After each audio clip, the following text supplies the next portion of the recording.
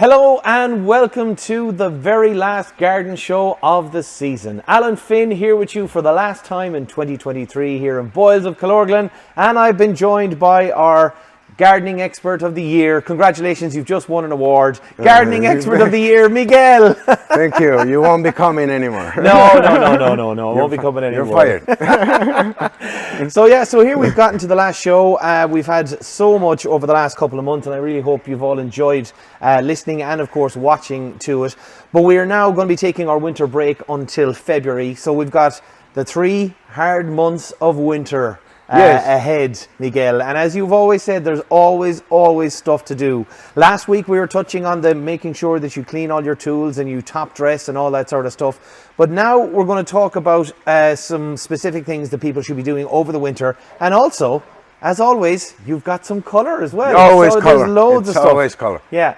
So don't forget, enriching your soil. Enriching your soil is the key. Yes. Oh, is the key. Is the foundation of your garden. Don't forget about that. Mm-hmm. And we go straight to the point because it will be very cold soon. So you need to know what you do. Yeah.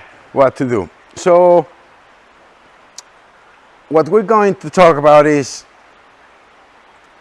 plants that will be flowering in the winter time. What to do with some other plants, like pruning or not pruning, what to do, what to enjoy, what to do to promote wildlife. So let's start with pruning. Okay.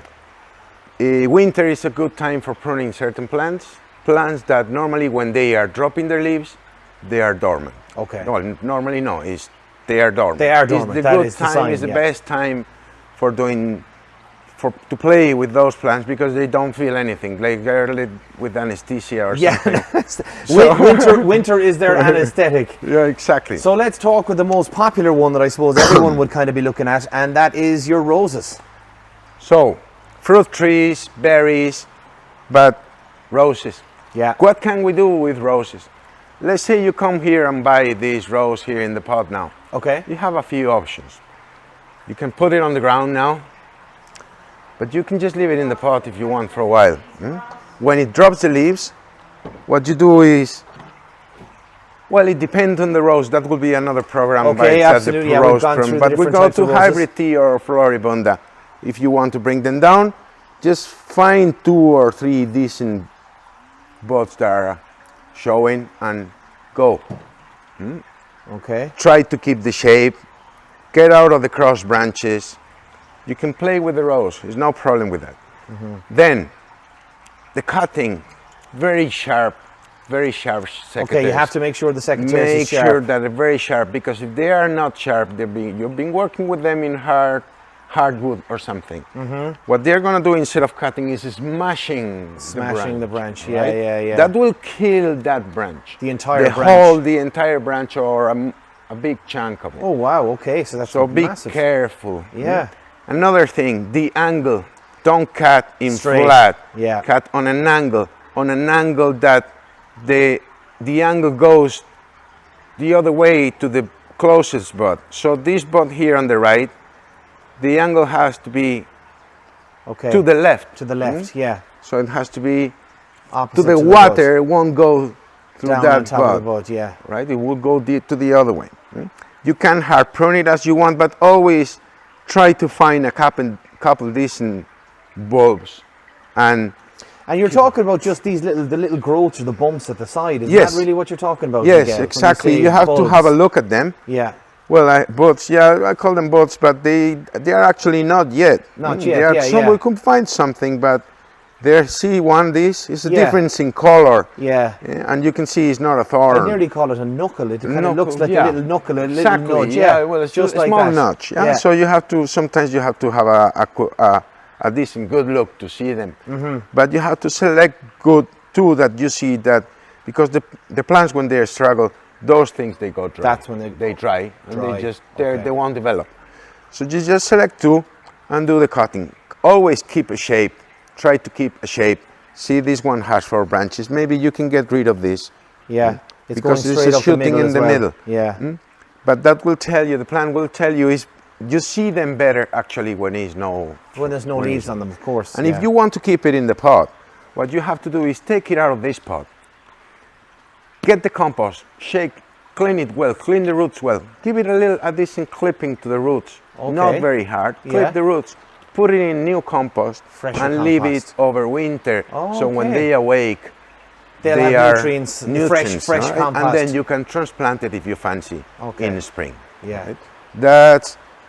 You can do it that if you grow roses in pots, you can do that. Taking the whole piece out of the pot in the winter, clipping as you want, heal it, and put it back again in new compost, and they will be fantastic. Okay. What else you can prune? Fruit trees, or fruit trees is the best time in the winter. They are dormant again. You see the shape. You'll see the cross branches better than when they are full of leaves. Yeah. Even if it's so, if you're going, you will be doing damage if you prune with the leaves on or in. But anyway, it gives you a better idea of what you want to achieve. Yeah. What are the branches that are crossing? What are the branches that are not healthy? What are the suckers or the lower branches that you are not? You can just do it in the winter. You normally can't see. It's an art that is not very common here in Ireland. The pruning, the fruit trees pruning. Yeah. But everyone is different, but they are not difficult once you get the idea. And it's two different types of boats, and it's a different game, but it's the right time for pruning. Every tree, if you want to bring down, let's say a sycamore or any tree that you have there that is growing a little bit too wild or out of shape, or creeping over the neighbor's garden, bending, do you know that or happens something. Too? Yeah, exactly. That's the right time of the year for doing that. What not to prune? Again, these fellas that will flower in the winter, you cannot prune them now.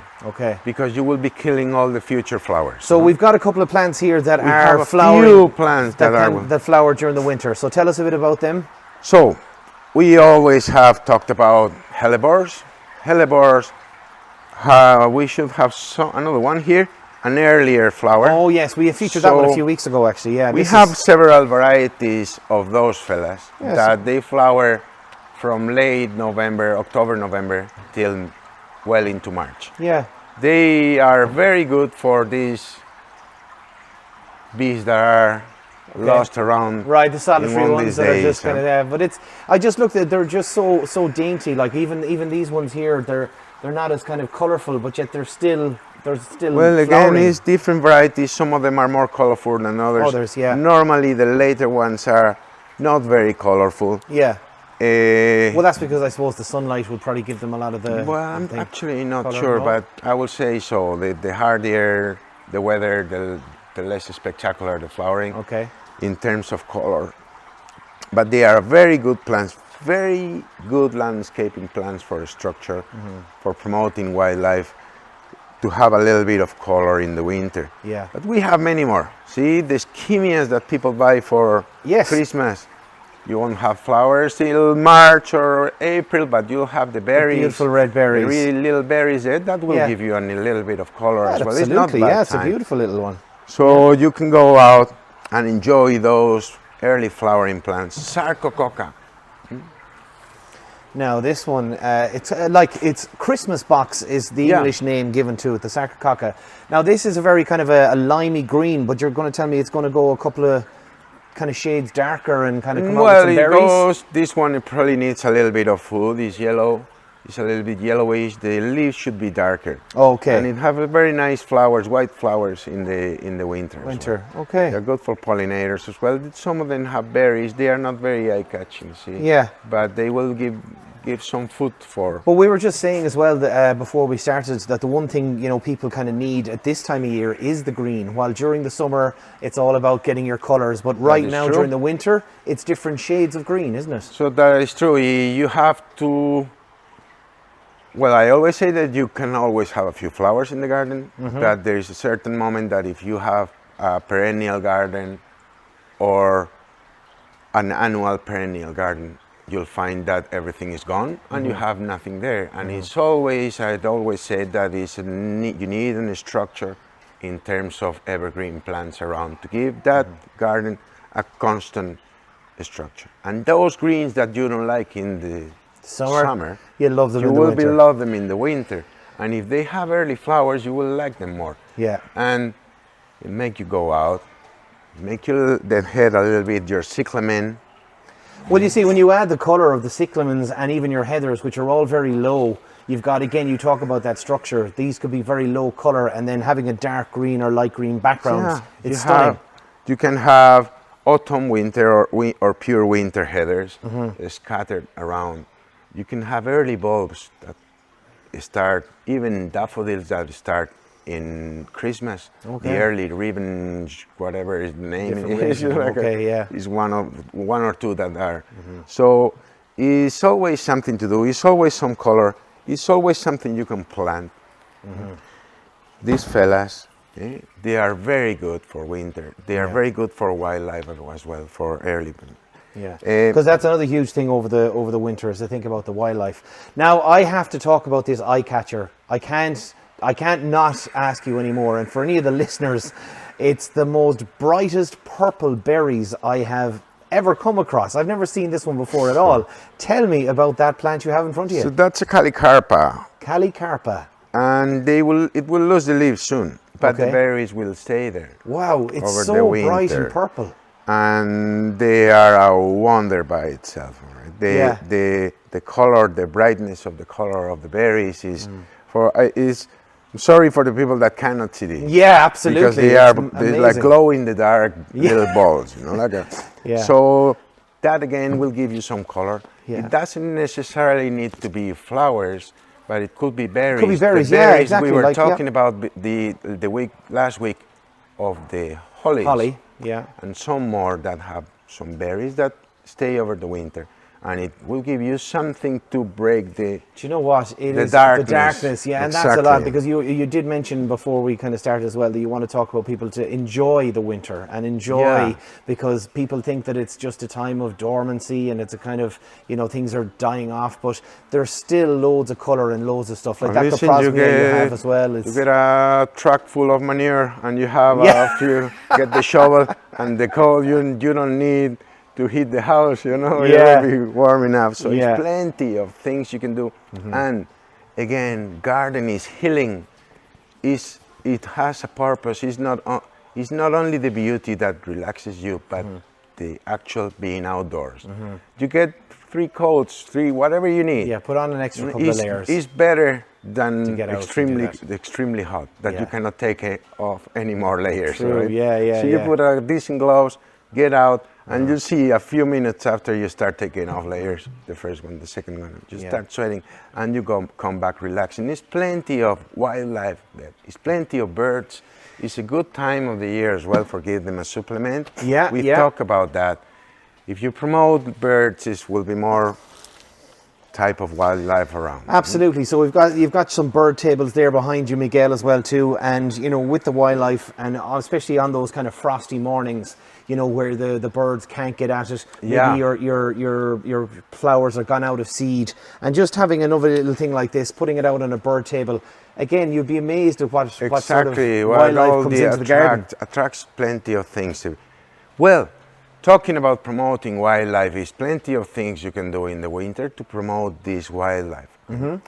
And is, for example, piling twigs and branches and leaves in corners. Okay. That will be giving shelter to those bees to get shelter, hibernate in the winter. It's a very important and underestimated part of the whole system, isn't it?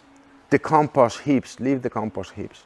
They will be going there. Yeah. There will be nesting there as well. The worms and stuff will all be in there as well. Yeah, it's all. So don't touch, don't dig. Don't dig. Don't dig. Okay. Don't dig in the winter. That's a good one. Believe it or not. All right, it's don't better dig. Not digging. Yeah. Yeah, you will be destroying things, but you can. You'll be disrupting the root structure of everything. No, you will be, believe it or not, you could be destroying plenty of these little insects that are there. That are very important. Overwintering. Yeah. So it's just a moment of joy, but it's also a moment to look after some things that in the summer they can just find their own place. Yeah. And as I said, it's not a big thing, but just a little bit helps, you know, and Yeah. 1 cent Yeah, it helps. yeah, that's it. And look, as you said, it's a small little bit of time. It's just taking a bit more conscious of what's kind of going around and in the garden, and enjoy it. And there's still And plenty that's to enjoy. it. It's Yeah. plenty of joy. Yeah. Again, if it's raining like it's no tomorrow and windy, would you go home and have a tea or a wine or whatever you want? But if it's just raining, You might. you just go. You just Give might it a do go. Put on the wellies and the overalls. Yeah. Don't forget Oh, that you the probably yeah, some absolutely. have some plants that they need protection. People that have, for example, the Dixonias, the fern trees. Fern trees. Okay. Fern trees, the crown, you have to protect the crown. The very top of the tree. The top of the tree, the chopped part, the flat part of the tree is where it's more or less alive. So it's the top third part of the tree is what you should protect with the fleece. Okay. Even if you don't protect the fronds.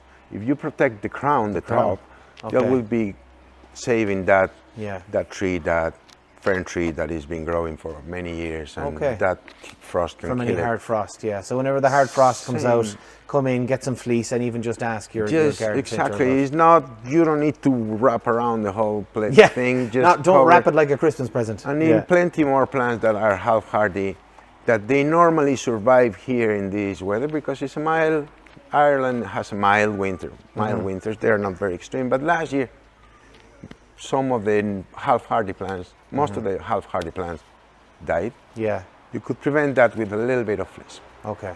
A big frost will damage your cyclamen. Cyclamens, yeah. Won't kill them, but will be damaging them. Don't Okay. throw them to the bin. That Right. happens. But have in mind, if you put a little bit of fleece on top, they will be fine. That'll be fine. Okay. But remember, if a hard frost come, that upper part will be soggy, and yeah, so don't get rid but of the it. the lower lower part well will be coming. Will be protected, yeah. So okay. don't think that some plants are dead. They are just looking like that. Don't forget about the seeds. Finally, we're gonna forget about the seeds. seeds. There's plenty of things you can sow in the winter. I have here just a few samples of like stock, Achleia, begonias, sweet peas, Sweet peas, yeah. kale. Kale, okay. All right, sweet peas. Those fellas you can plant them and indoors now in January or February to have flowers in the summer. Okay. But it's other plants like kale, broad beans, Brussels sprouts, parsnip. Parsips are better. Parsnips. They taste better, the winter parsips, than the summer Okay. parsips. All right, all Don't right. ask me why, but Okay. they do. It's a good time for being in the tunnel yet, you know, Yeah, right? yeah. So get your wine there inside instead of being in the house. Get your wine in the polytunnel. Oh, you're going to have a nice little... And bend your back Yeah. and do a little bit of a work. little bit of work, a little bit of planting. It's plenty of of stuff to do. Plenty of flowers you can start sowing early winter, or plenty of vegetables that you can Get in the ground now. to get Excellent. switch off. You know, you're Yeah. probably coming all these Busy, radio- yeah. Look, all these everyone's radio got a people. busy life, and everyone's got a lot of stuff going on. So I suppose that is what the garden is supposed to be. That's what it should be about. It should be a place that you can go, you can relax, you can unwind, and you can enjoy. So And sweat. and sweat. Oh, a little work up a little bit instead. Miguel, thank you so much. It's been pleasure. such an enjoyable season. I hope our listeners and our viewers have gotten as much out of our time with Miguel this year as I have. I wish you a very Feliz Navidad. You too. Have a good Christmas, and we will see you in the new year, please God. And to everyone who's watching and listening, thank you for tuning into the show. Hope you've enjoyed it. Have a nice Christmas, and we'll see you in the new year. Happy gardening.